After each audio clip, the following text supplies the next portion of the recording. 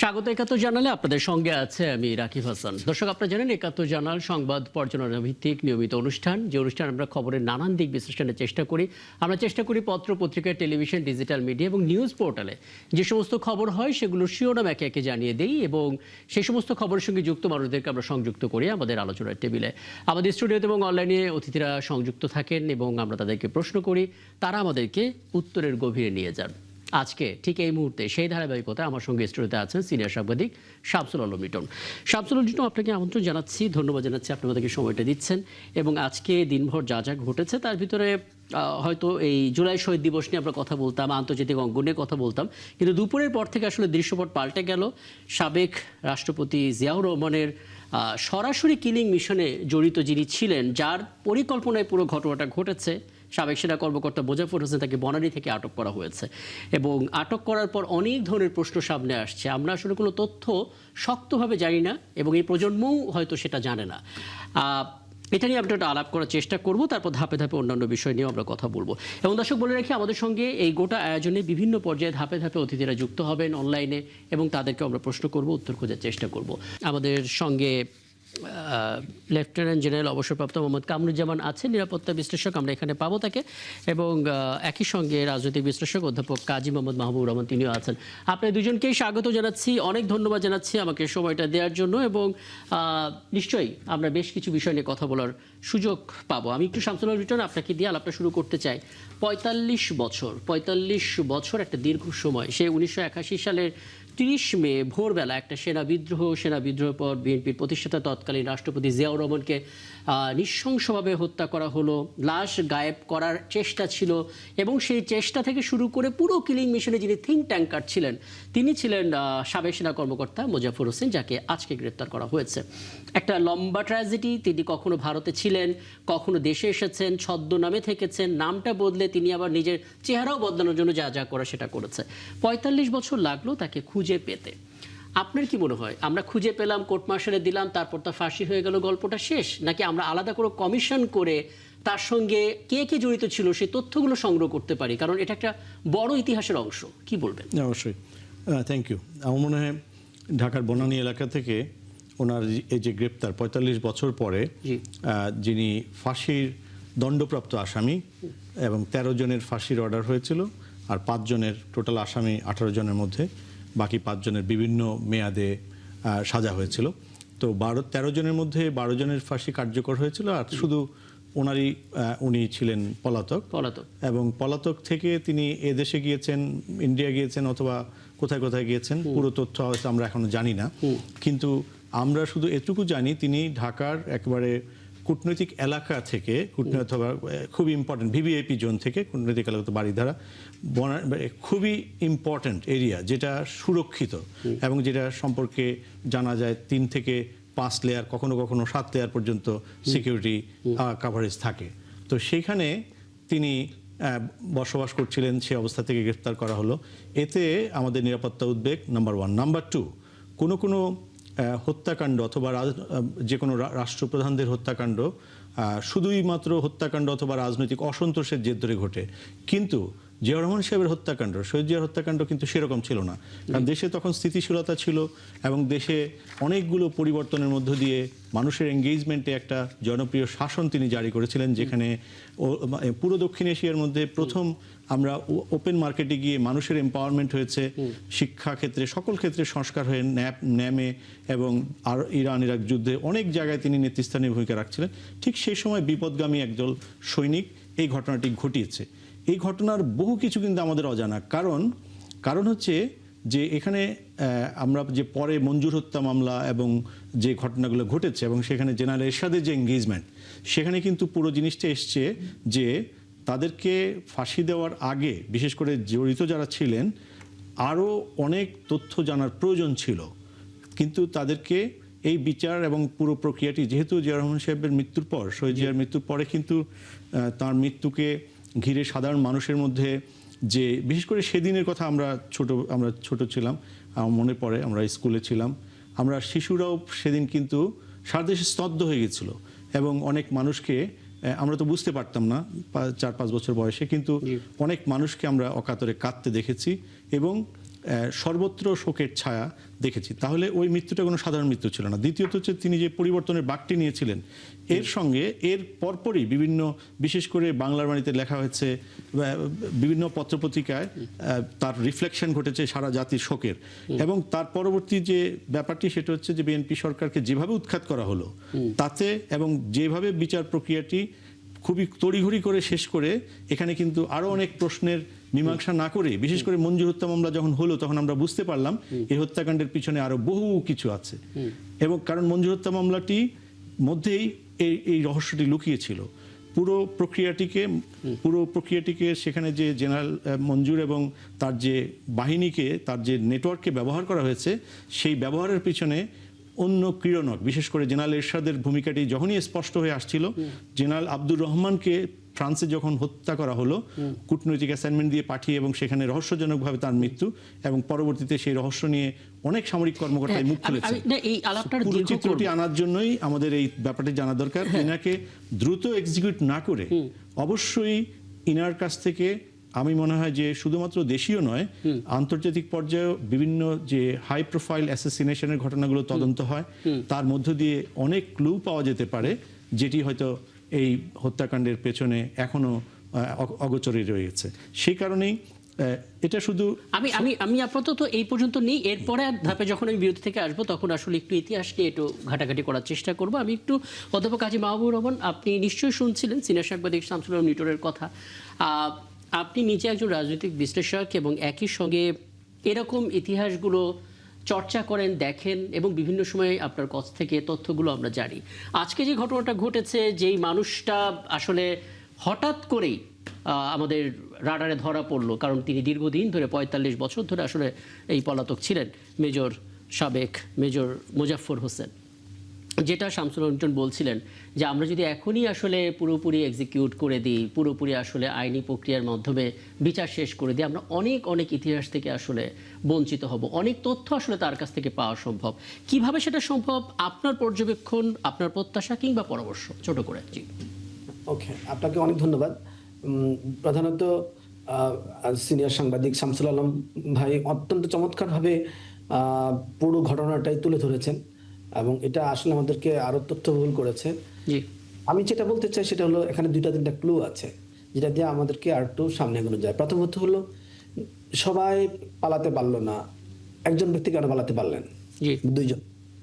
এই দুইজন ব্যক্তি পালাতে পারলেন, এবং এর মধ্যে একজন কিভাবে এতটা বছর নিজেকে রক্ষা করতে পারলেন?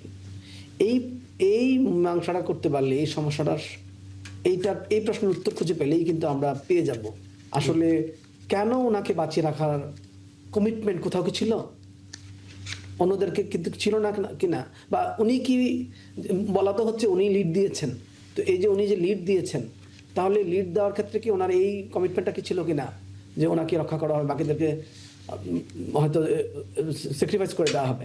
তো এই যে পুরো প্রক্রিয়াটা জানার জন্য এখন কোনোভাবেই সামরিক আদালতে তার বিচার এক্সিকিউট করা যাবে না। এটা করলে বরং জাতির কাছে এই কাজটা নিন্দনীয় হবে আমি মনে করি। কারণ এখন আমাদের 40-45 বছর আগের এই ঘটনা, যেটা আমাদেরকে একটা অনেক ক্ষেত্রে অন্ধ করে রেখেছে, বিশেষ করে এরশাদ সাহেব যেভাবে একটা নির্বাচিত সরকারকে ক্ষমতা থেকে উৎখাত করে, যেখানে শহীদ রাষ্ট্রপতি জিয়া রহমানের খুনের পরে তার দলের সরকার কোনোভাবেই মানে পতন ঘটে নাই, বরং সরকার অব্যাহত ছিল, সেই একটা স্থিতিশীল সরকারকে, নির্বাচিত সরকারকে উৎখাত করে এরশাদ যেভাবে ক্ষমতা দখল করেছে, এবং এই ক্ষমতা দখলটা 9 বছর ধরে যারা যারা তার সাথে ছিল, তারা কেন ছিল, তারা আবার আওয়ামী লীগ এবং জাতীয় পার্টির যে সখ্য 9 বছর ধরে, আবার গত 15 বছর ধরে জাতীয় পার্টির সাথে আওয়ামী লীগের যে সখ্য, এবং এই যে এরশাদের ফিরে আসা, আবার আওয়ামী লীগের প্রধানের ফিরে আসা তখনকার সময়ে, এই সব কিছু মিলে এই অল্প দিনে 17 দিনের মাথায় কেন জিয়া রহমানকে জীবন দিতে হলো, এই সব প্রশ্ন আমরা অন্তত জানতে চাই। এই জন্য সরকারকে আমি অনুরোধ করছি, অথবা যারা এর সাথে জড়িত আছে তাদেরকে অনুরোধ করছি যে আপনারা কোনোভাবেই যদি এটাকে, এই আসামির মৃত্যুদণ্ড সামরিক আদালতে দ্রুত এক্সিকিউট করেন, এটা জাতিকে হতাশ করবে। বিএনপির জন্য বলেন, বাংলাদেশের রাজনীতির জন্য বলেন, বাংলাদেশের সাধারণ মানুষের যে ঐতিহাসিক তথ্য জানার যে আকাঙ্ক্ষা, অথবা ন্যায় বিচারের কথা বলেন, আমি মনে করি যে এর জন্য একটা স্বাধীন কমিশন গঠন করা দরকার। আমরা কিন্তু অলরেডি বিডিআর এর ক্ষেত্রে একটা কমিশন গঠন করেছি, জি। আরো অন্যান্য হত্যাকাণ্ডের ক্ষেত্রেও কমিশনের প্রস্তাব আছে।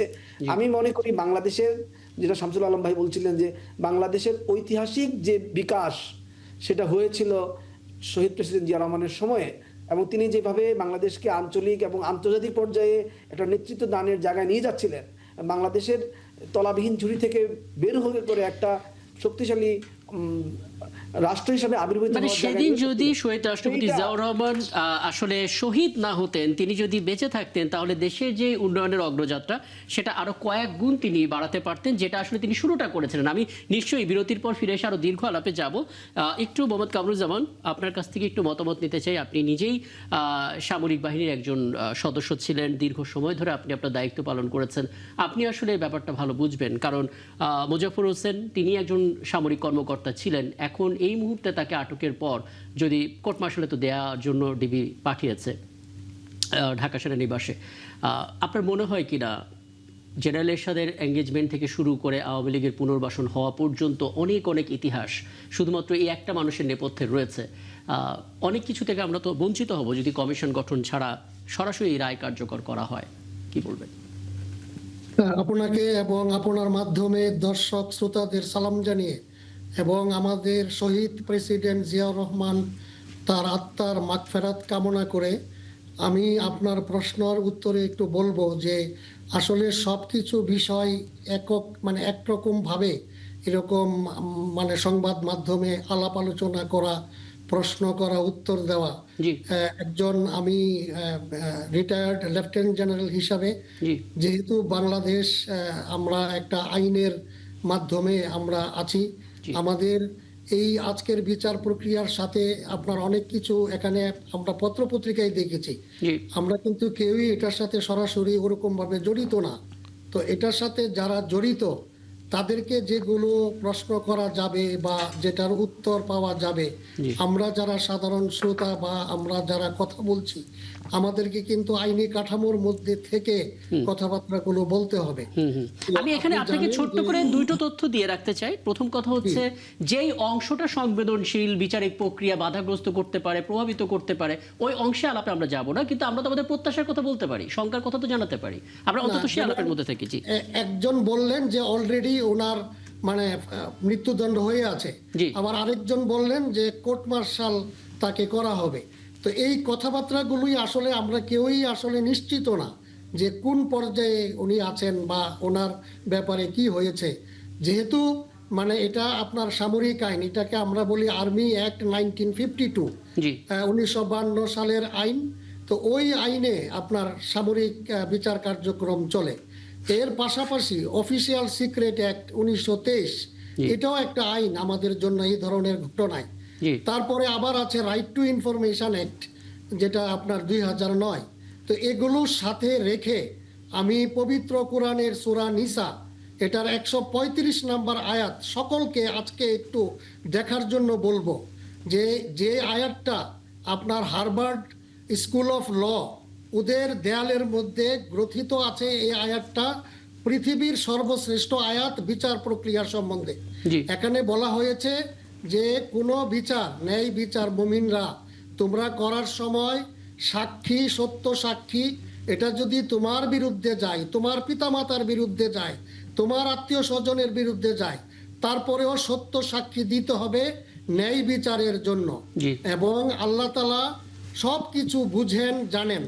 উনি ধনী গরিব সকল নির্বিশেষে ন্যায় বিচার নিশ্চিত করার জন্য মুমিনদেরকে এই আয়াতে বলেছেন।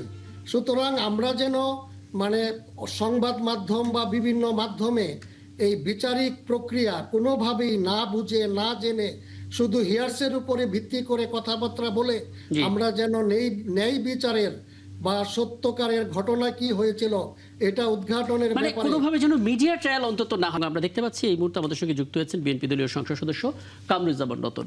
জনাব কামরুজ্জামান রতন, আপনাকে আমন্ত্রণ জানাচ্ছি ৭১ জার্নালে। এবং যে বিষয়টা নিয়ে আমরা আলাপ করছিলাম, সাবেক রাষ্ট্রপতি শহীদ জিয়াউর রহমানের হত্যার যিনি মূল ঘাতক, মূল পরিকল্পনাকারী মেজর অবসরপ্রাপ্ত মোজাফফর হোসেনকে গ্রেপ্তার করা হয়েছে এবং ডিবি পুলিশ গ্রেপ্তার করে সেনাবাহিনীর কাছে সোপর্দ করেছে। আমাদের আলোচনার বিষয় ছিল, আমরা সোপর্দ করলাম এবং সেখানে আইনে যা যা বিচার হয় সেই বিচারিক কার্যক্রম শেষ হলো, তারপর আসলে কি হলো? মানে আমরা একজন ঘাতককে সরাসরি পৌঁছে দিলাম, কিন্তু আমাদের তো ইতিহাসও জানা প্রয়োজন। কাজে একটা আলাদা কমিশন করা, সেখান থেকে আর কি কি ঘটেছিল এবং পরবর্তীতে যে ধাপগুলো এলো, আমরা কখনো জেনারেল এরশাদের কথা শুনতে পাচ্ছি, আওয়ামী লীগের আগমনকে আমরা দেখতে পাচ্ছি, পুরো জিনিস তো একই সূত্রে গাথা। আপনার কি মনে হয় আসলে কি করণীয়? অপরাধের যে বিচার হয় সেটা হতে পারে প্রায় ৪৫ বছর আপনি বললেন পার হয়ে যাওয়ার পরে মূল যে ঘাতক বা যিনি প্রথম ফায়ার ওপেন করেছিলেন, আমরা এতটুকু শুনেছি, জি, মেজর মুজাফফর, সে ধরা পড়েছে। অ্যাকচুয়ালি হলো কি জানেন, শহীদ প্রেসিডেন্ট জিয়াউর রহমান একটা আন্তর্জাতিক চক্রান্তের কারণেই ওনাকে শাহাদাত বরণ করতে হয়েছিল।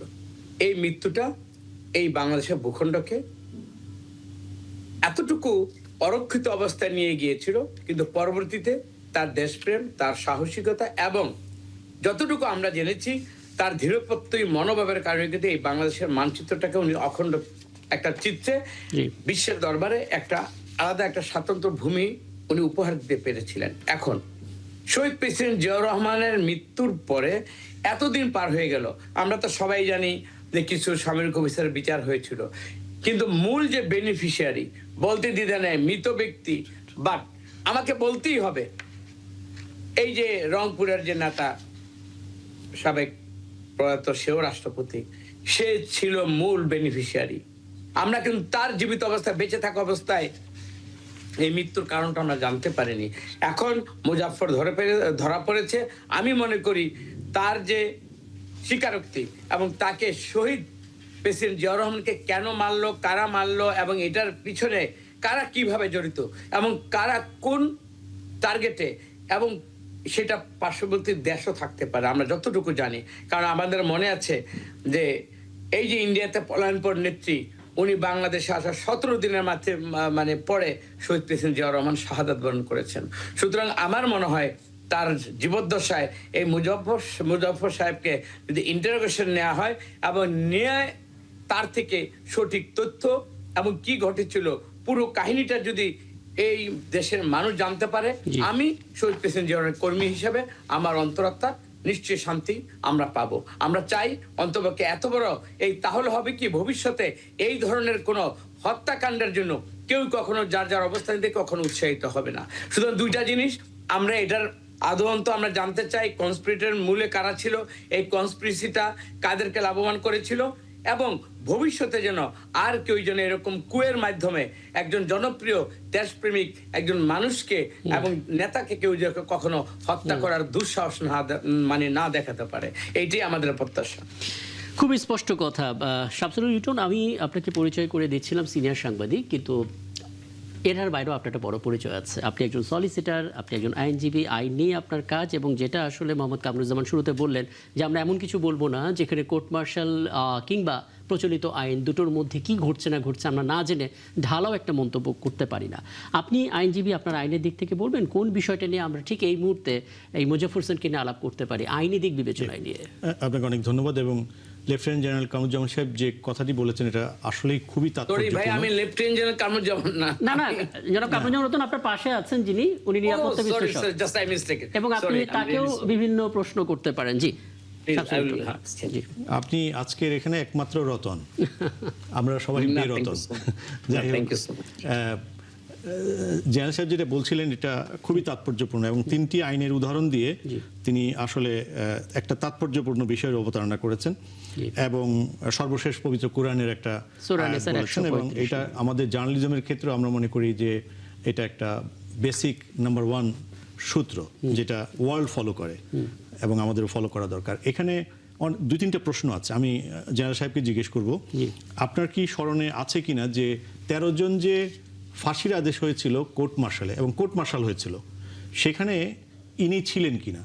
ইনি যদি থেকে থাকেন, ইনি অ্যাবসকন্ডেড হয়েছেন, পলাতক হয়েছেন, ওনার অ্যাবসেন্সিয়া বিচার হয়েছিল কিনা?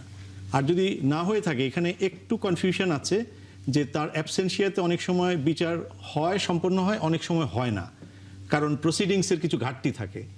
এখানে কিন্তু আজকে ISPR, inter services public relations, যেটা পাবলিক স্টেটমেন্ট ইস্যু করে, military related, court martial related কিছু আছে, রাইট টু ইনফরমেশনে কিন্তু কেস যখন শেষ হয়ে যায় তখন কিন্তু কেসের judgement public document, even if it is even court martial judgement. তো এইটা আমি জেনারেল সাহেবের কাছে একটু জানতে চাইবো। জি, মোহাম্মদ কামরুজ্জামান প্লিজ। জি। ধন্যবাদ। আমি আপনার এই 3টা আইনের পাশাপাশি আরেকটা আইনের কথা বলবো, ওইটা ব্রিটিশ আমলের, যেটা আমরা জানি দি এভিডেন্স অ্যাক্ট 1872, 1872 সালের আপনার সাক্ষ্য আইন দিয়ে কিন্তু আমাদের কোর্ট মার্শালগুলো চলে।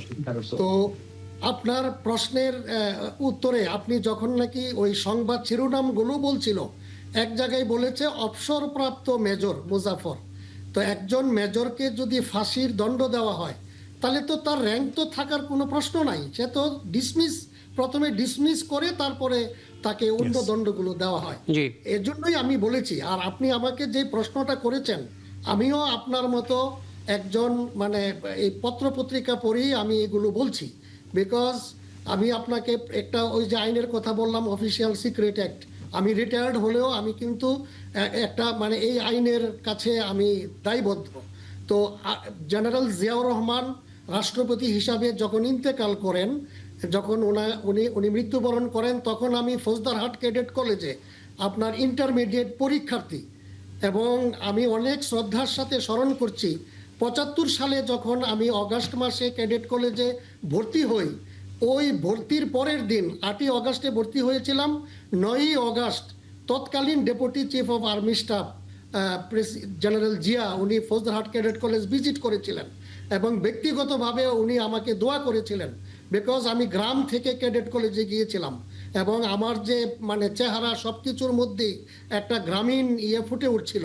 উনি আমাকে কাছে ডেকে নিয়ে বললেন যে ইউ উইল এক্সেল এবং আমি তোমাকে দোয়া করি, এবং ওনার এই ইয়েতেই কিন্তু আমি সেনাবাহিনীতে ভর্তি হই, যদিও আমি ক্যাডেট কলেজ থেকে 2টাতেই বোর্ডে আপনার একেবারে টপ পজিশনে স্ট্যান্ড করেছিলাম। তো 81 সালে যখন 30শে মে উনি নিহত হন, তখন আমরা ক্যাডেট কলেজে পরীক্ষা দিচ্ছি এবং আমাদের আরও অনেকগুলো পরীক্ষা বাকি। তো ফৌজদারহাট ক্যাডেট কলেজের সামনে দিয়ে আপনার তখন ট্রেন চলাচল বন্ধ, আর যেই রাস্তা দিয়ে আমরা সামরিক মুভমেন্টগুলো দেখছিলাম। ব্রিগেডিয়ার হান্নান শাহ প্রয়াত আমাদের একজন মন্ত্রী বিএনপির, তিনি তখন বিএম এর কমান্ডান্ট ছিলেন, serving commandant Bangladesh military academy. সুতরাং আমার যে মেমোরি এগুলো আমার আপনার মতোই। সো আপনি যেটা বললেন যে ইন্টার সার্ভিসেস পাবলিক রিলেশন যে আইএসপিআর ডিপার্টমেন্ট আছে, ওনারা হলেন সঠিক তথ্য দেওয়ার মালিক। তো আমি এর জন্যই বলেছি যে আমরা যেন মিডিয়াতে মানে এরকম কোনো কিছু না বলি যেটাতে আমাদের ওই যে বললো মিডিয়া ট্রায়াল, আমাদের পাবলিকের মনে কোনো সন্দেহ বা ন্যায় বিচার, আমরা যদি ন্যায় বিচারের পক্ষে সবাই, কারণ justice হারিড justice buried, justice delayed justice. তাহলে আপনার পরামর্শটা কি, এখন করণীয়টা কি? অনেকগুলো আইন তো আমাদের সামনে, অপরাধী আমাদের হাতে। আমরা অগাস্ট বিপ্লবের পরে একটা গণতান্ত্রিক সরকার, একটা জাতীয়তাবাদী সরকার এখন ক্ষমতায়। আমি নিশ্চিত আমরা বর্তমান সরকারের উপরে পূর্ণ আস্থা রেখে যে আমরা ন্যায় বিচার অবশ্যই পাবো। যে যেটার জন্য দায়িত্বশীল তাদেরকে ওইটা করতে দিতে হবে।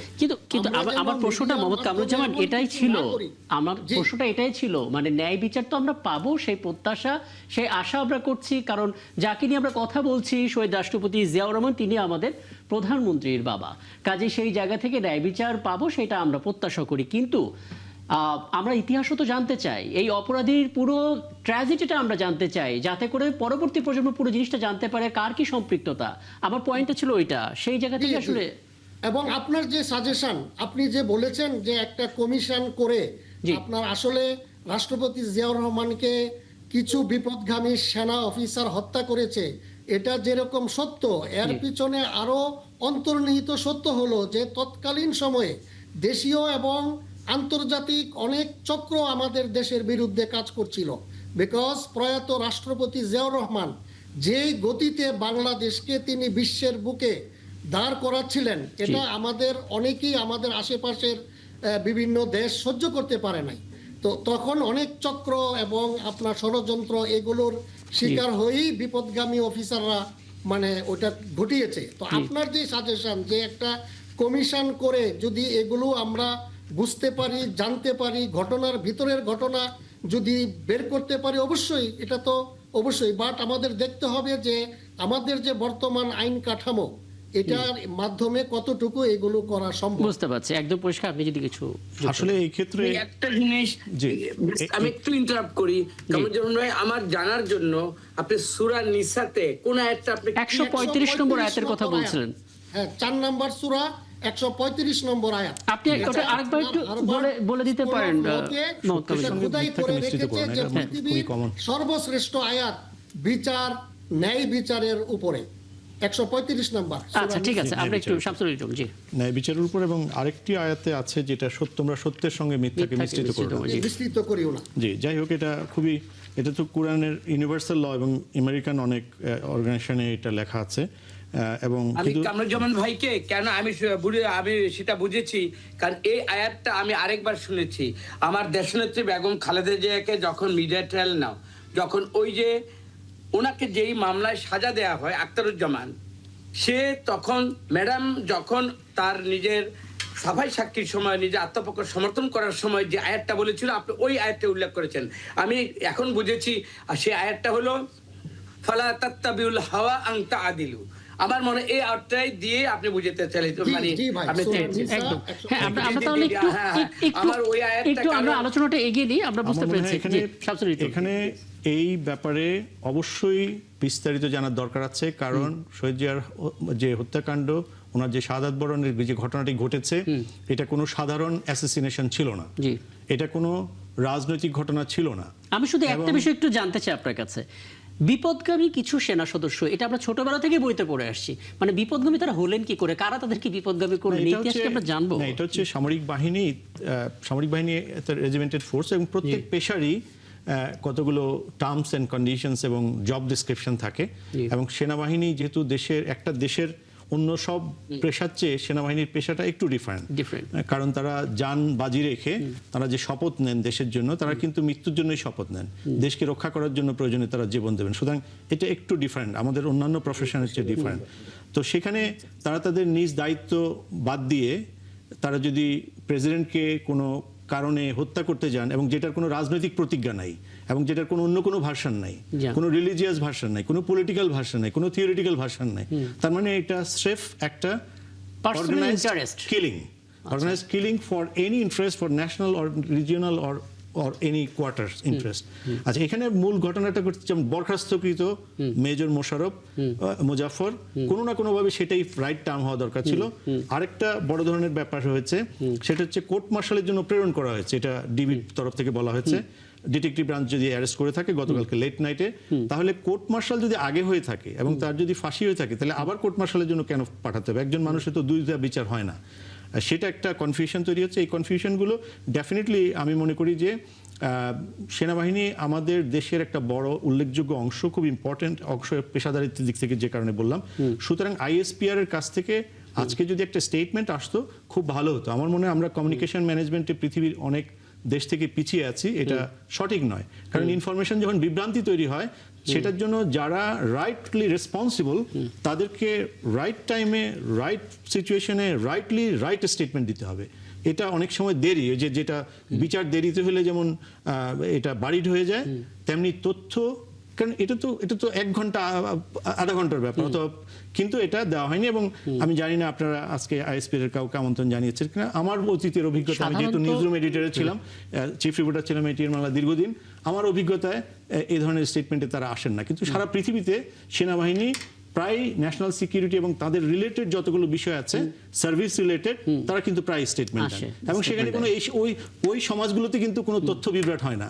তো এই জন্য জেনারেল সাহেব যেটা বলেছেন এটা ঠিক। রাইট টু ইনফরমেশন একটা প্রতিটা জনগণের জানার অধিকার আছে, এবং সেনাবাহিনীর কোনো রকমের বিভ্রান্তি হলে জনগণ সেটাকে প্রোটেক্ট করবে, কারণ তারা তো মানুষকে প্রোটেক্ট করছে, তারা তো দেশকে প্রোটেক্ট করছে, সেই কারণে। আচ্ছা, সর্বশেষ আমি জেনারেল সাহেবের 4টা ল দুঃখজনক আজকে এই প্রসঙ্গে প্রথম 2টা কনসার্ন। একটা হচ্ছে যে ঢাকার বুক থেকে ভেরি ইম্পর্টেন্ট জায়গা থেকে এই আসামি গ্রেপ্তার হয়েছে, এবং রিসেন্টলি গত 1-1.5 বছর 2 বছর যাবত আমরা দেখছি ব্যাংকে প্রচুর টাকা নাই, এটা কালো টাকা হয়ে বসে আছে। বাংলাদেশ ব্যাংক গভর্নর হচ্ছে 2 লক্ষ কোটি টাকা, এবং মাঝে মাঝে বিভিন্ন আন্দোলনে কিছু ফেস, যারা ফ্যাসিবাদের যে আইকন, অর্থাৎ পতিত স্বৈরাচারের সঙ্গে দিল্লি পালিয়েছিল কয়েক লক্ষ, তার মধ্যে অনেক মাথাকে আমরা দেখতে পাচ্ছি, চেহারাকে আমরা দেখতে পাচ্ছি বিভিন্ন আন্দোলনে ঢুকে পড়ছে। এই যে গতকাল 2 দিন ছাত্রদের আন্দোলনের মধ্যে এইসব ফেস চলে এসছে, হয়তো এখানে অনেক ছাত্র ছিল, কিন্তু এর মধ্যে ঢুকে পড়া তার মানে এটা হচ্ছে যে এটার মধ্যে এইভাবে হচ্ছে নিরাপত্তা হুমকি। আর সর্বশেষ আমি যে কথাটি বলবো সেটি হচ্ছে যে 4টি আইনের কথা যেটি বলেছেন, দেখুন একটা হচ্ছে যে আর্মি অ্যাক্ট 1952 পাকিস্তান আমলের আইন, অফিসিয়াল সিক্রেসি অ্যাক্ট এবং এভিডেন্স অ্যাক্ট 1872, এই দুটোই হচ্ছে ব্রিটিশ আমলের আইন, এবং only right two information act 2009। এটা দুর্ভাগ্য। এবং আরেকটা খুব গুরুতর ব্যাপার বলি, আমাদের প্রতিরক্ষা বাহিনীর যে পারচেজ যে গাইডলাইন এবং যে লিগ্যাল ফ্রেমওয়ার্ক সেটাও পাকিস্তান আমলের। আমি এক্সাক্ট টাইমটা এবং লটার কথা বলতে পারছি না। আমাদের মনে হয় আমাদেরকে আপ টু ডেট হওয়া দরকার আমাদের, আর এইভাবে এবং ডেফিনেটলি সিকিউরিটি। ওনাকে আটক করার পরে আমরা আপ টু ডেট হব নাকি? না, এটা একটা ইনসিডেন্ট, এবং এই ব্যাপারে আমাদের নাম্বার 1 সবচেয়ে বড় ব্যাপার হচ্ছে যেহেতু ওই হত্যাকাণ্ডের উনি প্রধান পরিকল্পনাকারী অথবা প্রধান যেটাই হোক না কেন, মূল কথা 3টা তথ্য। প্রথমত উনি প্রধান পরিকল্পনাকারীদের একজন, দ্বিতীয়ত কিলিং মিশনের সরাসরি ফায়ারিং এ তার ভূমিকা ছিল, এবং শেষে গিয়ে শহীদ রাষ্ট্রপতি জিয়াউর রহমানের লাশ গায়েব করা বা কবর দেওয়ার জন্য তাকে দায়িত্ব দেওয়া হয়েছিল। তারপর টপ টু বটম এতগুলো ইনফরমেশনের পিছনে আরো অন্তত শত সহস্র ইনফরমেশন থাকতে পারে, এবং এটা ইতিহাসের প্রয়োজনে, আমাদের সামনে এগিয়ে যাওয়ার প্রয়োজনে, এবং ভবিষ্যতে যাতে বাংলাদেশের সম্পদ কোনো প্রেসিডেন্ট, কোনো নাগরিক অথবা কোনো ইম্পর্টেন্ট মানুষ, যারা মেধা তো একদিনে তৈরি হয় না একটা দেশের ভেতরে, আর ওনাকে আমরা যদি ওই দিন শাহাদাত বরণ না করতেন তাহলে আজকের বাংলাদেশের ইতিহাস হয়তো ভিন্ন রকম হতো। আমি এখানে অধ্যাপক কাজী মাহবুবুর রহমান, একটা দীর্ঘ সময় আপনি বসেছিলেন, কারণ অনেকগুলো তথ্য নিয়ে আপনার কাছে হাজির হতে চাচ্ছিলাম। আমি মোটা দেখে আপনার কাছে 3টা বিষয় একটু জানতে চাই। প্রথমত, আপনি বলছেন একটা স্বাধীন কমিশন গঠন করা, কারা থাকবে সেই কমিশনে, কিভাবে আসলে সেই কমিশনটা কাজ করবে, কোনো ধারণা আপনি আমাদেরকে যদি আপনার প্রজ্ঞা থেকে দিতে পারেন। দ্বিতীয় কথা হচ্ছে, যাকে গ্রেপ্তার করা হয়েছে তার বয়স 77 বছর, তার মানে আমাদের যে গড় আয়ু, সেই গড় আয়ুর উপরে তিনি চলে গেছেন, কাজেই কতদিন তিনি বাঁচবেন সেটা আসলে একটা বড় ধরনের শঙ্কার বিষয়। কাজে খুব দ্রুত তথ্যগুলো সংগ্রহ করতে হবে, এবং শেষে হচ্ছে তথ্য যেগুলো পাবো সেটা কি পুরোটাই আমরা জানতে পারবো? কারণ একটু আগে শামসুল লিটন বলছিলেন যে বাইরের জায়গায় আসলে সরাসরি কথা বলেন তারা, কিন্তু আমাদের এখানে আসলে সেনাবাহিনীর পক্ষ থেকে সরাসরিভাবে স্পোক্সম্যান নেই, আমরা কাগজে প্রেস রিলিজের মাধ্যমে জানতে পারি। কাজে এই তথ্য জানার ক্ষেত্রে কতটা সহজ করা যেতে পারে? 3টা বিষয়। জি, আপনাকে আবারও ধন্যবাদ। আমি একটা বিষয়ে কথা বলতে চাই যেটা এই প্রেক্ষাপটে আলোচনা হওয়া উচিত। আপনার পুরো আলোচনাতেই আইনি বিষয়গুলো খুব গুরুত্ব দিয়ে উত্থাপিত হয়েছে। জি। তো এই হত্যাকাণ্ডটা রাজনৈতিক হত্যাকাণ্ড, রাজনৈতিকভাবে একটা রাজনৈতিক পথ পরিবর্তন, একটা দেশের ভবিষ্যৎ নির্মাণটাকে বাধাগ্রস্ত করার জন্য এই হত্যাকাণ্ডটাকে আমরা এভাবে দেখে থাকি। তো সুতরাং আপনি যেভাবে একজন নাগরিক হিসাবে আমার অধিকার আছে এই বিরাট রাজনৈতিক হত্যাকাণ্ড, যার একটা বিরাট রাজনৈতিক প্রভাব আছে আমাদের বাংলাদেশের ইমার্জের ক্ষেত্রে, বাংলাদেশের এই যে অর্থনৈতিক এবং একটা বড় শক্তি, আঞ্চলিক শক্তিতে গুরুত্বপূর্ণ ভূমিকা রাখার ক্ষেত্রে এই জায়গাটাতে যে আমরা দুর্বল হয়ে পড়লাম, এটার পিছনে সবকিছু জানার জন্য কিন্তু রাজনৈতিকভাবে বাংলাদেশ এবং বাংলাদেশের নাগরিকরা জানতে যেতে পারে এই হত্যাকাণ্ড আসলে কেন হয়েছে। সো আইন দিয়ে আমি একটা জিনিস বারবার আপনার সাথে বোধহয় আগে কথা হয়েছে কিনা আমি জানি না, বাংলাদেশের আলোচনা আমি খুব বেশি মিস করি। বাংলাদেশের সার্বিক আলোচনা আইনি থাকে, আইনি কাঠামোতে আপনি একটা বিষয়কে অক্ষর অক্ষরে বিশ্লেষণ করতে পারবেন, কিন্তু রাজনীতি আইনের অনেক অনেক ব্যক্তি খুলে দেয়, অনেক বিস্তৃত জায়গা থেকে আলোচনা করে। তো আইন অবশ্যই ইম্পর্টেন্ট, নো ডাউট। তার মানে আপনি রাজনৈতিকভাবে আলো ফেলতে পছন্দ করেন অন্তত? আমি মনে করি ঘটনা রাজনৈতিক হত্যাকাণ্ড বাংলাদেশকে রাজনৈতিকভাবে বাধাগ্রস্ত করেছে, বাংলাদেশকে অর্থনৈতিকভাবে বাধাগ্রস্ত করেছে। এটা পলিটিক্যাল ইকোনমি আছে এই হত্যাকাণ্ডের। আচ্ছা, ঠিক আছে, আমি এটা অবশ্যই আসলে বিবেচনার বিষয়। এবার এই 3টা বিষয় যদি আপনি ধাপে ধাপে বলতেন, স্বাধীন কমিশনে আসলে কিভাবে কাজ করবে তারা? আমি বলছি স্বাধীন কমিশন বলতে আমি আসলে প্রথমত ইনভেস্টিগেশনের ক্ষেত্রে আপনি সবগুলো সংস্থাকে একত্রিত করে একটা কমিটি গঠন করতে পারেন যারা ইনভেস্টিগেশনটা করতে পারে সবগুলোকে একসাথে। আর দ্বিতীয়ত হলো যে স্বাধীন কমিশনের ক্ষেত্রে আমি মূলত সিভিল কমিশনকে বুঝিয়েছি। আপনি দেখেন, যেটা ভুলে গিয়েছিলাম, আমরা বিডিআর ক্ষেত্রে কমিশন গঠন করেছি না? আমরা অলরেডি গত কিছুদিন আগে এই 5 আগস্টের পরে 25 জন সামরিক অফিসারকে আমরা বিশেষ আদালতে সুপর্দ করেছি না? তাহলে আপনি কেন ওই সময় কোর্ট মার্শাল হয়েছে, উনি তখন ধরা পড়েন নাই, এখন ধরা পড়েছেন, যদি নতুন করে বিচার করতে হয় তাহলে বিচার তো এখন তো গণতান্ত্রিক সরকার, আপনি ওই সময় পরিস্থিতি তো এখন নাই। আমি যদি রাজনৈতিকভাবে কথাটা বলি, পলিটিক্যাল সায়েন্সের জায়গা থেকে কথা বলি, তখন তো আমাকে ওই আলাপটা নিতে আসতে হয় না, যেটা মানে আমাদের একজন সামরিক বিশেষজ্ঞ এবং আমাদের সাংবাদিক মহোদয় যেটা বললেন। আমি রাজনৈতিক জায়গায় যদি দেখতে চাই, তাহলে আমি মনে করি যে এর রাজনৈতিক ইম্প্যাক্ট খুঁজে বের করা দরকার। জাতির একটা দায়বদ্ধতা আছে, সরকারের দায়বদ্ধতা আছে, মানে বর্তমান গণতান্ত্রিক সরকারের দায়বদ্ধতা আছে নাগরিকদের সঠিক তথ্য পৌঁছে দেওয়া। আর সঠিক তথ্য পৌঁছে দেওয়া যাবে না কোনোভাবেই যদি আপনি শুধুমাত্র এটা মার্শাল কোর্টের উপর নির্ভর করেন। আমাদেরকে এটা সিভিল কোর্টে নিতে হবে। মার্শাল কোর্টে থাকতে পারে, এটা কি প্রক্রিয়া যাবে এ নিয়ে আমাদের ফার্দার আলোচনা বিশেষজ্ঞদের কথা হতে পারে, কিন্তু এটা এখনই সমাধান করা যাবে না। কিন্তু আমি মনে করি মানে মার্শাল কোর্টে কতটা থাকবে অথবা সিভিল কোর্টে কিভাবে আসবে এই নিয়ে আমাদের বিচার বিভাগ আছে, তারা কথা বলতেই পারে। তার মানে আমাদের পুরোপুরি আসলে আগেই মনোযোগটা দেওয়া উচিত পলিটিক্যাল ইন্টারেস্টের দিকে, তাই তো?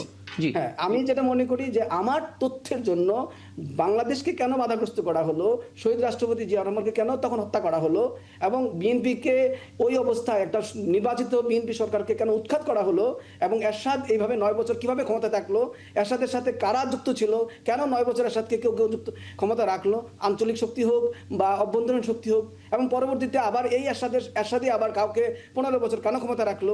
এই যে গত 9-24 বছরের স্বৈর শাসন, কর্তৃত্ববাদী শাসন, সেইটা মূল্যায়ন করা আমি মনে করি আইনের চেয়ে অনেক বেশি রাজনৈতিক গুরুত্ব বেশি, অনেক রাজনৈতিক। আচ্ছা, এই জায়গাতে ফোকাস করতে হলে আপনার একটা কমিশন লাগবে, যেটা পিওরলি মিলিটারি না, আর এটা লাগবে মিলিটারি কেউ থাকতে পারে, কিন্তু এটা আসলে একদম পরিষ্কার।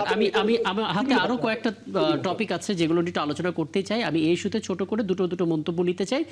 জনাব কামরুজ্জামান রতন, আপনি ছোট করে একটু মন্তব্য করবেন, যেটা আসলে অধ্যাপক মাহবুবুর রহমান বললেন যে আমরা আইনি দিক নিয়ে অনেক আলোচনা করতে পারি, সারাদিন আলোচনা করতে পারি, কিন্তু পলিটিক্যাল যে মেরুকরণটা হলো, এখানে যে কার কি ইন্টারেস্ট রয়েছে সেগুলো নিয়ে তো আলোচনা সবার আগে করা উচিত। আপনি নিজে একজন রাজনীতিবিদ, আপনার মনে হয় কিনা এই জায়গাটাতে কোনো সামরিক বাহিনীর প্রয়োজন তো নেই? এখানে শুধুমাত্র রাজনীতিবিদ যারা আছেন এবং যারা রাজনৈতিক বিশ্লেষকরা আছেন, ইতিহাসবিদরা আছেন, তারা চাইলে তো ইনভেস্টিগেশনটা করতে পারেন।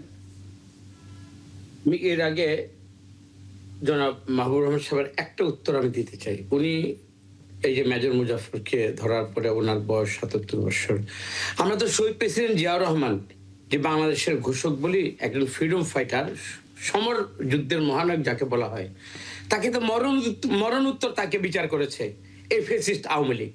সুতরাং বয়স তার কত সেটা না, যেহেতু সে ধরা পড়েছে, আমরা চাই বয়সের ব্যাপারটা হচ্ছে কি, তার কাছ থেকে তো তথ্য সংগ্রহ করতে হবে, তার কাছ থেকে তো তথ্য সংগ্রহ করতে হবে। আমি সেটাই বলছি, যেহেতু সে বেঁচে আছে, আমার প্রথম আস্কিং, আমি ফাইন্ডিংস এতটুকু যাব, শহীদ প্রেসিডেন্ট জিয়া রহমানকে মারার উদ্দেশ্য এবং বেনিফিশিয়ারি এইটা প্রথম আগে উদ্ঘাটন হোক, এই জন্য সে বেঁচে থাকুক। এই উদ্ঘাটনের দায়িত্বটা কারা নেবে? আপনারা রাজনীতিবিদরা নেবেন? আমি এইটাই বলছি যে মাহবুবুর রহমান সাহেব থেকে আপনার কাছে একটু আমরা বিনীত, যে যাকে এই যে মেজরকে ধরা হয়েছে, এবং আমি আপনাকে তার সম্পর্কে আমি আর একটু জেনে বলি। সে ওল্ড ইউএইচএসে 5 নম্বর রোডে 71 নম্বর বাসায় থাকতো। এই যে ধরা পড়ার পরে এই বাসাটায় আমার একটা রিলেটিভস থাকে, আমি দেখেছি তাকে প্রত্যক্ষভাবে। কোথায় এই ফেসিস্টের সময় ম্যাক্সিমাম টাইম দেখেছি সে একেবারে, মানে সে যে একটা পলাতক বা অ্যাবসকন্ডিং কোনো আসামি মনেই হয়নি।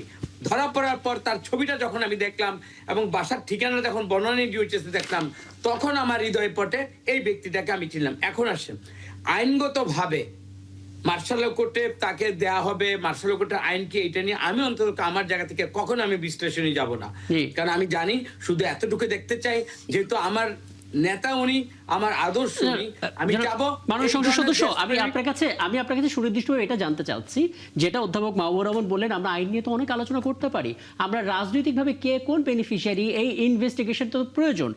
রাজনীতিবিদ হিসেবে আপনার সেই দায়িত্বটা নেবেন কিনা? আমি একটু তথ্য 30 সেকেন্ড শেয়ার করব।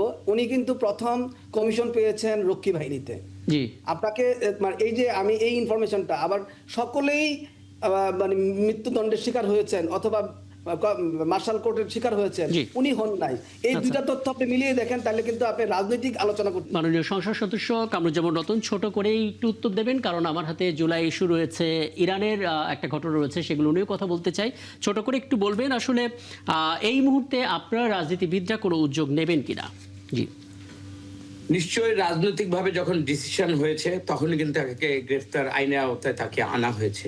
এখন ব্যক্তিগতভাবে অবশ্যই সে আইনের আওতায় আসবে, তার প্রতি ইনজাস্ট অবশ্যই হবে না, কিন্তু সে যে অপরাধ করেছে সবচেয়ে সিগনিফিকেন্ট হলো কি জানেন, সে আমরা বলতেছি সে এই ঘটনার পিছনে মূল প্ল্যানার থেকে আরম্ভ করে মাটি দেওয়া পর্যন্ত সে ছিল।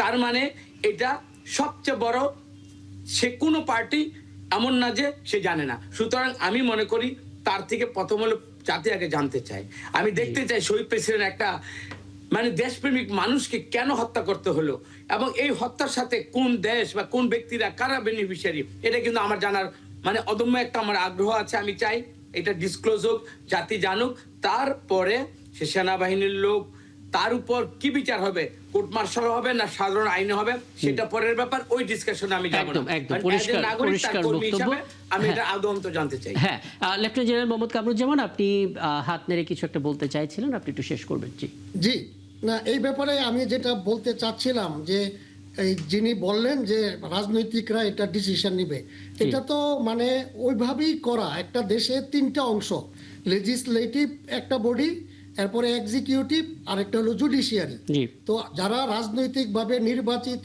মেম্বার অফ পার্লামেন্ট, তারা ইচ্ছা করলে নতুন আইন বানাতে পারেন, আইনের আপনার রিফর্ম করতে পারেন, ওনাদের ক্ষমতা অসীম। এবং এর জন্য এটাকে রাজনীতি বলা হয়। রাজনীতি কিন্তু নীতির রাজা, রাজার নীতি না।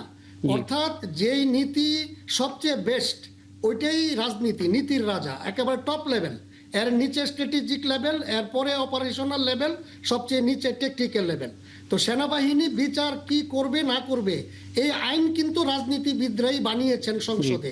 চাইলে এই আইনকে সংশোধন করতে পারেন, রিফর্ম করতে পারেন। সুতরাং পুরো ক্ষমতা রাজনৈতিকবিদদের আছে। এবং আমি বিশ্বাস করি যে বর্তমান জাতীয়তাবাদী সরকার, গণতান্ত্রিক সরকার, বিপুল ভোটে নির্বাচিত সরকার, রাষ্ট্রপতি জিয়াউর রহমানের সুযোগ্য সন্তান আমাদের প্রধানমন্ত্রী। সুতরাং ন্যায় বিচারের স্বার্থে যদি আইনকে পুরো বদলিয়ে, আর্মি অ্যাক্ট বলেন, এভিডেন্স অ্যাক্ট বলেন, এগুলো বদলাতে হলে বদলিয়ে আমরা দেশের স্বার্থে, ন্যায় বিচারের স্বার্থে আমরা অবশ্যই এটাকে এনশিওর করব। একদম। আমি এখানে আর আপনি শেষ করে অন্তত এটা নিয়ে 30 সেকেন্ড একটা ছোট্ট প্রশ্ন। জি। সেটা হচ্ছে যে আমরা তো শত শত আইন তৈরি করা হলো গত 53 বছরে, কিন্তু আমরা সেই 1952 সালে পাকিস্তানের সরকারের তৈরি করা যে আর্মি অ্যাক্ট, জি। সেই অ্যাক্টে কেন এই কোর্ট মার্শাল অর্থাৎ বিচার প্রক্রিয়াটা চলে, এই ব্যাপারে আপনার কোনো ধারণা আছে কিনা? আমরা কেন ভাই, টাকা এই আবিষ্কার ব্যাপারে করার তো তো দরকার আমি নাই? আরো আগে যাব। আমাদের যে প্যানেল কোড, যেই প্যানেল কোড দিয়ে পুরো জাতিকে বিচার করা হয়, ব্রিটিশ আমলে এই প্যানেল কোড কিন্তু 1860। জি। আমরা এটাকে বদলাই নাই। ওই প্যানেল কোডকে ইমপ্লিমেন্ট করার জন্য যে পুলিশ বাহিনী বানানো হয়েছে, ওইটা হলো পুলিশ অ্যাক্ট 1861। এবং পুলিশ যাতে সুন্দর সাক্ষী আনতে পারে, এভিডেন্স অ্যাক্ট 1872। তো সব কিছু তো ভাই ব্রিটিশ আমলের, আমাদেরটা তো অ্যাটলিস্ট পাকিস্তান আমলের আর্মি অ্যাক্ট। তাহলে একটু- এই সব কিছুর Thank আপনার you. আমূল পরিবর্তন, রিফর্ম থ্যাংক দরকার। ইউ। আসলে জেনারেল জি, সাহেব আমি খুব 20 সুন্দর করে বলেছেন, আমি it is একটু right. 20 সেকেন্ড কিন্তু আমাকে একটু একটা সময় দিলে আমি একটা জিনিস হচ্ছে যে একটু বলতে চাকা চাচ্ছি। কিন্তু নতুন করে আবিষ্কার করার দরকার হয় না। জি। এত গুরুত্বপূর্ণ একটা জিনিস, যেহেতু আমরা জানি সিভিল অ্যাডমিনিস্ট্রেশন, পলিটিক্যাল অ্যাডমিনিস্ট্রেশন চালায়, সব ঠিক আছে, কিন্তু আর্মি তো যেহেতু সুশৃঙ্খল বাহিনী, সেই জন্য এই প্রশ্নটি এসছে, অন্য কোনো কারণে না। বাট বাস্তব কথা হচ্ছে চাকা কিন্তু নতুন নতুন করে আবিষ্কার করার দরকার হয় না। সিআরপিসি যেমন আপডেট করতে হলে next 3 to 6 months is enough আমাদের যুগোপযোগী করা। আর্মি অ্যাক্ট বলুন, অন্যান্য পারচেজ অ্যাক্ট বলুন, এটা বলুন, সে এভিডেন্স অ্যাক্ট বলুন, এগুলো যুগোপযোগী করার জন্য সকলের সম্মিলিত প্রচেষ্টা থাকা দরকার। এবং আমি যখন একটা ব্রিটিশ আমলের আইন রেফারেন্স করছি, তখন আমার মধ্যে এই বোধ থাকা উচিত যে পৃথিবীটা আমরা আধুনিকতার সামনের দিকে যদি যেতে হয়, তাহলে এত পিছনের আইনগুলো দিয়ে করা সঙ্গত না, আর কি আমরা একদম সামনে একদম যেতে পারি। একদম। মানুষ ছোট করে ছোট করে জি। আমাকে একটু 20 সেকেন্ড একটু সময় দেন। হ্যাঁ প্লিজ। কামরুজ্জামান ভাই যেটা বলছিলেন আমাদের পার্লামেন্টের সংখ্যাগরিষ্ঠ বা আইন পাল্টে, আমি এই ক্ষেত্রে বলতে চাই আমার আপনার সবার চেয়ে আজকের যিনি প্রধানমন্ত্রী, ওনার বাবা। তো সুতরাং এবং ওনার ভিতরে কোনো জিজ্ঞাসা না, উনি সবসময় কিন্তু আর্মিকে ওন করেন, আর্মির সন্তান হিসেবে তারেক রহমান আর্মিকে আপহোল্ড করেন। আমার মনে হয় কোনো সংখ্যাগরিষ্ঠতার জোরে বা প্রধানমন্ত্রীদের জোরে তারেক রহমান কোনো বিচার চাচ্ছেন না, বাট একজন অপরাধীর সর্বোচ্চ শাস্তি আইনের মাধ্যমে, যেখানে সেটা মার্শাল ল কোড হোক, বাংলাদেশের প্রচলিত আইনে হোক। আমি এটি বলতে চাচ্ছি, তারেক রহমান এই দেশকে একটা ন্যায়ভিত্তিক রাষ্ট্র প্রতিষ্ঠার জন্য যা করা দরকার সেইটাই উনি করবেন, ওনার ক্ষমতার গুণে নয় বা সংখ্যাগরিষ্ঠতার কোনো গুণে নয়। একদম একদম। আমি আপাতত এই ইস্যুতে এখানেই থামি। আমরা যেহেতু প্রধানমন্ত্রী নিয়ে কথা হচ্ছে, প্রধানমন্ত্রী একটা বক্তব্য শোনাতে চাই। তিনি বলেছেন যে আমাদের ভয়াবহ পরিস্থিতির মধ্য দিয়ে যেতে হচ্ছে, এখনকার যুদ্ধটা অনেক বড়। এখনকার বলতে উনি বোঝাচ্ছেন জুলাই পরবর্তী এই যে সময়টা আমরা পার করছি, এবং এই যুদ্ধে টিকে থাকতে গেলে আমাদের কি করতে হবে? ঐক্যবদ্ধ থাকতে হবে। মুশকিল হচ্ছে প্রধানমন্ত্রী যখন এমন বক্তব্য দিচ্ছেন, তখন আমরা জুলাই যোদ্ধাদের মধ্যে একটা অংশের শুনতে পারছি যে গণভোট নিয়ে সরকার প্রতারণা করছে। যদিও সরকারের দিক থেকে বারবার স্টেটমেন্ট আছে যে অক্ষরে অক্ষরে পালন করা হবে। আজকে আমরা যে দিনটা পার করে এলাম সেটা হচ্ছে জুলাই শহীদ দিবস, কারণ আবু সাইদ এই দিনে শহীদ হয়েছেন। এখন আবু সাইদ যখন শহীদ হন তখন অনেকগুলো কমিটমেন্ট ছিল ইন্টারিম গভর্নমেন্টের আমলে, অনেকগুলো প্রকল্প হাতে নেওয়া হয়েছে যার একটিও বাস্তবায়ন হয়নি, এবং আমরা দেখতে পেলাম একটা ব্যানার আছে, সেই ব্যানারে অর্ধেক ছিঁড়ে গেছে। শুধুমাত্র নিয়ম রক্ষার স্বার্থে আজকে পলিটিক্যাল পার্টি সেখানে গিয়ে কবর জিয়ারত করে এসছে, একটা আলোচনা সভা হয়েছে। হয়তো এটা আমরা এক বছরের জন্য ভুলে গেলাম। আপনার কি মনে হচ্ছে, আমরা যদি জুলাই যোদ্ধা, জুলাই শহীদদের কথা যদি এইভাবে স্মরণ করি, আকাঙ্ক্ষা কতটা পূরণ হবে? আর প্রধানমন্ত্রী যে ঐক্যবদ্ধতার কথা বলছেন, সেটা আসলে মাঠে কতটা দেখা যাচ্ছে? না, ঐক্য একটা জিনিস, এবং আমার মনে হয় ঐক্যে কোনো বিভেদ হয়নি। যাতে বিভেদ না হয় সেজন্য তিনি এটার উপর জোর দিয়েছেন।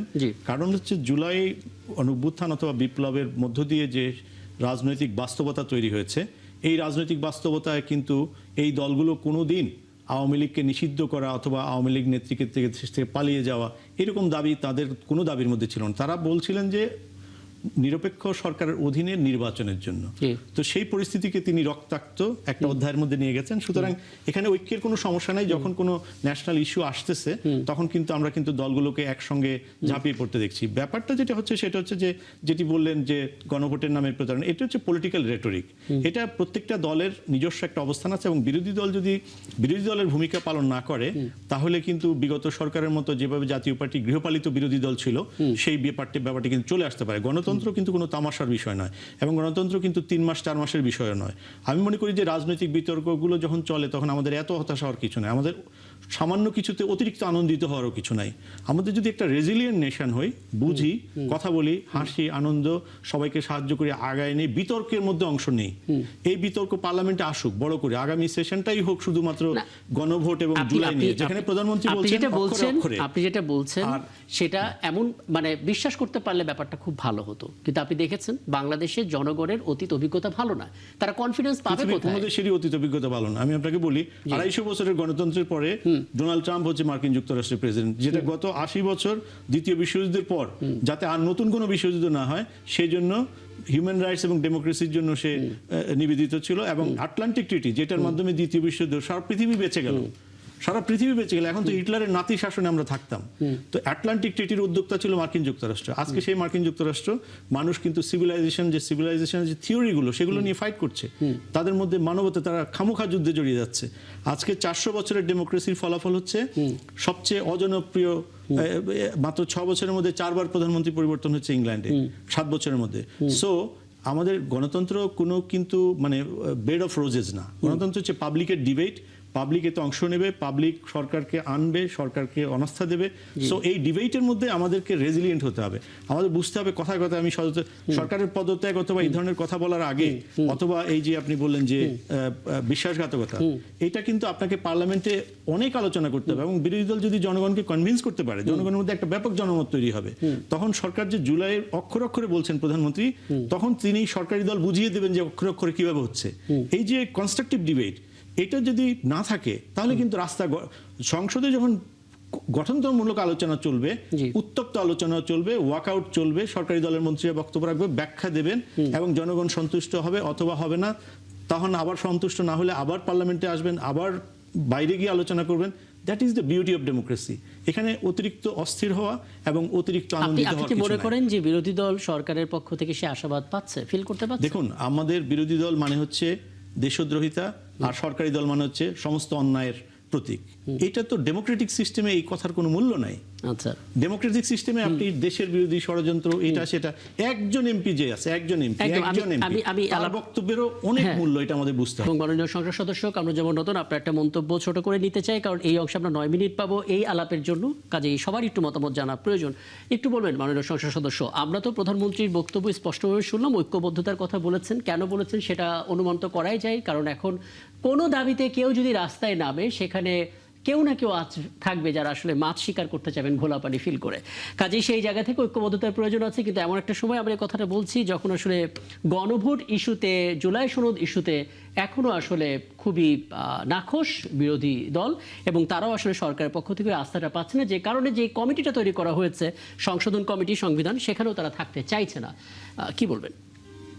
সংসদকে যদি আসলে আমি গণতন্ত্রের একটা প্রাণকেন্দ্র বলি, আমরা এই যে 1 মাস 9 দিনের যে সংসদটা গেল বাজেট অধিবেশন, এবং অধিবেশনের শেষ দিন আমার প্রধানমন্ত্রী, সংসদীয় নেতা এবং বিরোধী দলের নেতা যতগুলো পয়েন্টে এবং জাতি গঠনে এবং ঐক্যবদ্ধ থাকার ক্ষেত্রে যে মেসেজগুলি দিয়েছে, এবং পরস্পরের প্রতি যে শ্রদ্ধাশীল নির্ভরতা আমরা দেখতে পেলাম, এই পরে যে কোনো ইস্যুতে আমরা কিন্তু সন্দেহ, অবিশ্বাস এটা করা ঠিক না। তবে এতটুকুই বলি, সেটা জুলাই সনদ এবং গণভোট নিয়ে যেটাই হবে, আমি দৃঢ়তার সহিত আমরা বলতে চাই, একটা রাজনৈতিক বিশ্বাস নিয়ে তো অবশ্যই আমি রাজনীতি করি।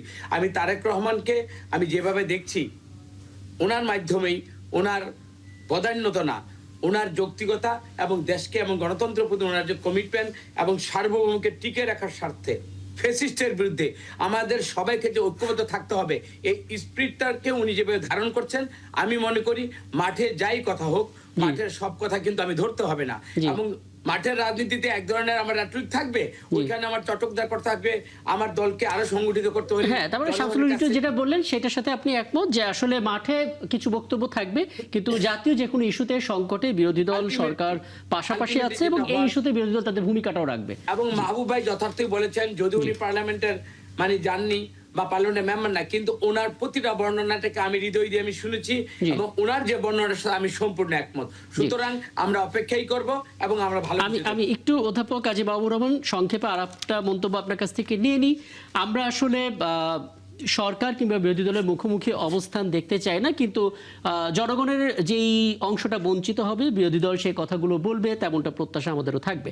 কিন্তু মুশকিল হচ্ছে জুলাইয়ে যারা মাঠে ছিলেন, আপনি দেখেছেন আজকে বেশ কয়েকটি জাতীয় গণমাধ্যমে আলাদা আলাদা করে জুলাই যোদ্ধার বক্তব্য আসছে, তারা আসলে নিজেরা নিজেদের বিরুদ্ধে অভিযোগ করেছেন। এক গোষ্ঠী বলেছেন সার্জিস আলম এবং হাসরাত আবদুল্লাহ তারা আসলে জুলাই যুদ্ধের সবচেয়ে বড় খলনায়ক, আর এক দল বলেছে নাহিদ ইসলাম এবং আসিফ মোহাম্মদ সজীব ভুঁইয়া তারাই আসলে নায়ক। মানে আমরা নায়ক খলনায়ক বিবেচনা করব নাকি আমরা আকাঙ্ক্ষা নিয়ে মাথা ঘামাবো? আপনাকে আবার ধন্যবাদ। বিষয়টা হলো, আমি আপনার এক শোতে হয়তো বলেছি, জি অনেকদিন ধরেই বলে আসতেছি যে আপনি একটা এই জুলাইকে নিয়েও কিন্তু আইনি আলোচনা প্রচুর, জি রাজনৈতিক আলোচনা কিন্তু নাই, সামাজিক আলোচনা নাই। আপনি যদি একটা বিপ্লবকে, গণঅভ্যুত্থানকে টেকসই করতে চান, জি তাহলে এটাকে সামাজিকরণের গুরুত্ব দিতে হয়। সামাজিকরণের ক্ষেত্রে কিন্তু কারোর কোনো মাথা ব্যথা আমি দেখতে পাচ্ছি না। আইনি প্রক্রিয়ার মধ্যে দিয়ে আপনি আপাতত কোনো কিছুকে দাঁড় করাতে পারবেন, কিন্তু সামাজিক যদি স্বীকৃতি না পান, তো সেখানেই যেখানে সামাজিক স্বীকৃতিটার মধ্যে বিভেদ আছে বিধায় আজকে তারা এই কনফ্লিক্টে জড়িয়ে পড়েছেন। এখন এই থেকে বের হবেন কিভাবে? বের হতে পারবেন, বের হওয়াটা হয়তো কোনো কোনো বিষয়ে রাজনৈতিক সবকিছু তো ক্ষমতার প্রতিদ্বন্দ্বিতা, সেই প্রতিদ্বন্দ্বিতার জায়গা থেকে হয়তো এটা কিছু অভিমান, মানবাভিমানের মধ্যে আছে। আপনি দেখেন এটা হঠাৎ করে এসেছে, যদি কেউ এই অভিযোগটা করে থাকে তাদের কিন্তু প্রমাণ করাও আবশ্যকতা রয়েছে, যাদের বিরুদ্ধে অভিযোগটা করছেন যে খলনায়ক বা কিছু। তো আমি ব্যক্তিগতভাবে মনে করি এই আলাপটা তারা পাবলিক ফোরামে আনতে হলে তাদেরকে এভিডেন্স দেখাতে হবে, আর যদি তারা ব্যক্তিগত পর্যায়ে এই আলাপটা নিয়ে যান সেটা অন্য কথা। একটা বিষয় আপনার একটু কথা বলি নেই, 30 সেকেন্ড, আরেকটা বিষয় আর কি যেটা আপনি শেষ করেছেন, একদমই 30 সেকেন্ডে বলবো। সেটা হলো, আমরা যে আইনের বিষয়গুলোতে আলাপ করলাম রাষ্ট্রপতি জিয়া রহমান হত্যাকাণ্ড নিয়ে, আমাদের এখানে এই আইনের বাইরে একজন বাংলাদেশের নাগরিক হিসাবে সংবিধান সম্মতভাবেই আমার সহ বাংলাদেশের প্রতিটা নাগরিকের অধিকার আছে এই হত্যাকাণ্ড, রাজনৈতিক হত্যাকাণ্ডের মোটিভ জানার। সেই কারণে আমি বলেছি একটা স্বাধীন কমিশন লাগবে, যেমনি ভাবে আপনি মিডিয়ার বিদ্রোহের ক্ষেত্রে করেছেন, আপনি অন্যান্য ক্ষেত্রে করছেন, এক্ষেত্রেও আপনি একটা স্বাধীন কমিশন করতে পারেন। মার্শাল ল না দিয়ে যে কোনো অপরাধীকে কিন্তু আপনি বিচার করতে পারেন আবার জি। Civil court. জি। এখন মাহবুব ভাই, আমি একটু আমাকে না বলতে দিলে আমার একটু মানে আমার কষ্ট থেকে যাবে। শুধু এইটা নয়, আজকে মুজাফফর ধরা পড়েছে, আপনার আমাদের মনে পড়ে জেনারেল এই যে মঞ্জুরকে যে হত্যাটা করা হলো, আমরা কিন্তু এই হত্যার মধ্যে দিয়ে কিন্তু আমরা এটা মানে সঠিক আমরা জহির রহমানের হত্যাটা আমরা কেন হয়েছে আমরা জানতে পারিনি। ওকে যদি বাঁচিয়ে রাখা যেত এরকম জেনারেল এরশাদ কিন্তু তাকে মেরে ফেলেছে। সুতরাং মুজাফফর আছে, আমি অন্তত এতটুকু চাবো মুজাফফরের মাধ্যমে পুরো একটা facts finding, পুরো একটা facts finding mission আমরা আসলে আলোচনাটা কিন্তু এই দিকে নিতে চেয়েছি এবং এই ব্যাপারটাতে সবারই একমত আমরা পেয়েছি। আমি সবশেষ জনাব লেফটেন্যান্ট জেনারেল কামরুজ্জামান আপনার একটা মতামত দিতে চাই। আমরা যেটা কাজী মাহবুবুর রহমান বললেন যে আমরা আসলে সামাজিকভাবে একটু দেখার চেষ্টা মানে এক ধরনের কমই হয়, কখনো কখনো রাজনৈতিক আলোটাও আমরা ফেলি না, যে কারণে আসলে নিজেদের মধ্যে কনফ্লিক্টটা তৈরি হয়। জুলাইয়ে যারা আন্দোলন করেছিলেন তাদের মধ্যে মতভেদ থাকতে পারে, কিন্তু দিন শেষে তারা সবাই মাঠে ছিলেন এবং তাদের কারণে একটা শক্তি, পলাতক শক্তি, ফ্যাসিস্ট শক্তি তারা চলে গেছে। কাজে এই জায়গাতে এসে নিজেদের মধ্যে তো আসলে বিভেদ তৈরি করার কোনো সুযোগ নেই, কিন্তু এটা আসলে কতটা ভোগাচ্ছে আপনি কি দেখেন? আমি সম্পূর্ণভাবে একমত ওনার কথার ব্যাপারে, জি। যে আমাদের যারা মেম্বার অফ পার্লামেন্ট হন ভোটের আগে, জি। ওনাদের কিন্তু অনেক সামাজিক কমিটমেন্ট থাকে, কিন্তু ভোট হয়ে যাওয়ার পর ওনারা সংসদে এসে অনেক ইয়ে করেন। ওনাদের সকলের প্রতি শ্রদ্ধা রেখে আমি যেটা বলবো, আমি প্রয়াত রাষ্ট্রপতির আবার উদাহরণ টেনে আনছি।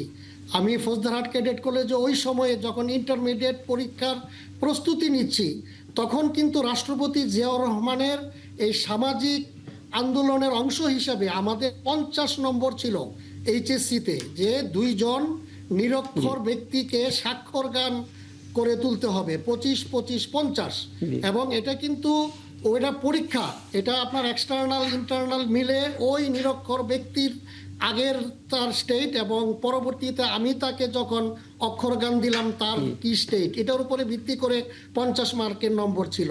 তো আমাদের এই যে যুব সমাজ, ছাত্র সমাজ, এই আমরা কিন্তু শিক্ষাটাকেও এখন পর্যন্ত ওরকম গণমুখী সমাজমুখী করতে পারিনি। তো আমি মাহবুব ভাই এবং সকলের সাথে আমি একমত যে রাজনীতিতে বিরোধী দল থাকবে, এটা সংসদে আপনার যে কোনো একটা ইস্যু নিয়ে তর্ক বিতর্ক করার জন্য, কিন্তু দেশের বিরুদ্ধে তো কেউ না, সবাই দেশের পক্ষে, সবাই ভালো চায়। যারা আপনার সরকারে থাকেন তারা যেরকম ভালো চায়, বিরোধী দলও ভালো চায়, সকলেই ভালো চায়। তো এর জন্য আমাদেরকে ওইরকম সামাজিক দায়বদ্ধতা এনে আমাদের সকলকে ওইরকম রেসপন্সিবল করে আমাদের মধ্যে এথিক্স এবং অ্যাস্থেটিক্স এগুলোকে জাগ্রত করে আমাদের এগিয়ে যেতে হবে। অনেক ধন্যবাদ চমৎকার পরামর্শের জন্য। সবশেষ মন্তব্য শামসুল রিটন। জি, শামসুল আলম ভাইয়ের আগে একটু 10 মিনিট 10 সেকেন্ড আমি জাস্ট বলি, বাংলাদেশে একটা হার্ড কথা বলি। বাংলাদেশে আমি গত 54 বছর যাবতই দেখছি যে সরকারি দল বলেন বিরোধী দল বলেন কেউই রাজনীতিটাকে ফোকাস করছে, খুব লিমিটেড, রাজনীতি হচ্ছে না। এখনো যদি 5 আগস্টের পরে রাজনীতি না হয়, সামাজিক স্বীকৃতি কিন্তু খুব মারাত্মক ঘাটতি দেখা দেবে। সংসদ বিতর্কের জায়গা নয়, সংসদ হলো আইন প্রণয়নের জায়গা। এটা সংসদ সদস্যদেরকে মাথায় রাখতে হবে। চমৎকার। এই মন্তব্যটা একদম সময় শেষ, একদম শেষে আমি 1 মিনিটে পুরো কথাটা বলে ফেলি। এক হচ্ছে ফ্যাক্ট ফাইন্ডিং কমিশন করা দরকার। মুজাফফর তার এক্সিকিউশন অথবা হোয়াট এভার ইট ইজ যদি অর্ডার হয় না হয় সেটা অন্য কথা। ফ্যাক্ট ফাইন্ডিং মিশনের মাধ্যমে এই জীবিত ব্যক্তির কাছ থেকে পুরো মিশনটি সম্পর্কে ম্যাক্সিমাম অবহিত হওয়া। 2, রাজনীতিতে যে শব্দবোমা পরিহার করাটা সকল পর্যায় থেকেই দরকার, এবং শব্দবোমা যে কত ভয়ঙ্কর হতে পারে, শেখ হাসিনার রাজাকারের বাচ্চা একটি শব্দ এটাই পুরো বিপ্লবের ফুয়েলিং করেছিল। ককরোচ পার্টি ভারতে যেটা হলো, ককরোচ পার্টি, এবং এই শব্দবোমা পরিহার করা দরকার। শিক্ষাঙ্গনে ছাত্র সংসদ নির্বাচন এবং সকল পর্যায়ে স্থানীয় সরকার প্রতিষ্ঠা ছাড়া গণতন্ত্র শক্তিশালী ভিত পায় না, গণতন্ত্র বেশি দূর এগোতেও পারে না, এবং গণতন্ত্র বেশি দীর্ঘস্থায়ী হয় না। সুতরাং এটা আমাদের কাছে কিন্তু ডোর কিন্তু নকিং করা হচ্ছে বারবার। সর্বশেষ অর্থনৈতিক বিশৃঙ্খলা এবং রাজনীতিতে যে একটা কার্পেট যে ছিঁড়ে গেল, সেই সব কার্পেটকে জোড়া দেওয়ার জন্য একমাত্র ট্রুথ অ্যান্ড রিকনসিলিয়েশন কমিশনের কোনো বিকল্প নেই, যেটি বিএনপি রাজনৈতিক যে অঙ্গীকার এবং নির্বাচনী যে ম্যানিফেস্টো সেখানেও ছিল। তাহলে মিল ফ্যাক্টরিগুলো চালু হবে, মানুষ তার কাজগুলো ফেরত পাবে, ইকোনমি ঘুরে দাঁড়াবে, আর লুটকৃত অর্থ থেকে বেকার পুনর্বাসন এবং ফ্যাক্টরিগুলো মানুষকে করা, সেটি কিন্তু তৈরি হবে। সো এই পরিস্থিতি না হলে যে বিতিকিচ্ছিরি অবস্থায় ফ্যাসিবাদ দেশকে রেখে গেছে, সেখান থেকে সামনে এগোনো কঠিন হবে, এবং ঐক্যের ব্যাপারে কোনো সমস্যা নাই, সমস্যা হচ্ছে শব্দবোমা পরিহার করা। শব্দবোমা পরিহার করা। অনেক ধন্যবাদ আপনাদের সবাইকে, কারণ ইতিহাস থেকে শুরু করে ভবিষ্যতের করণীয় পর্যন্ত একটা লম্বা জার্নি আমরা এই ঘন্টা 2 ব্যাপী করলাম। অনেক কৃতজ্ঞতা, সামনে কোনো আয়োজনে নিশ্চয়ই আবার আপনাদেরকে পাবো। দর্শক, আপনাদেরকে ধন্যবাদ আমাদের সঙ্গে থাকার জন্য। 71 চ্যানেলে আগামীকাল নতুন ইস্যু নিয়ে আমরা হাজির হব, থাকবেন আমাদের সঙ্গে।